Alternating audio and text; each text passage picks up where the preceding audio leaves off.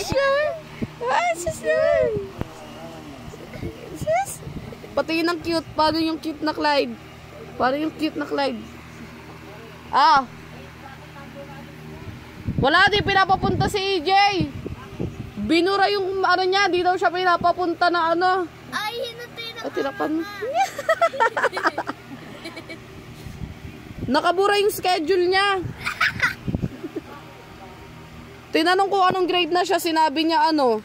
Sinabi niya na 11, hindi na siya pinapunta. Napiti mo daw. Wala pa kaya akong tulog, bata na to, kaya punta ka dito.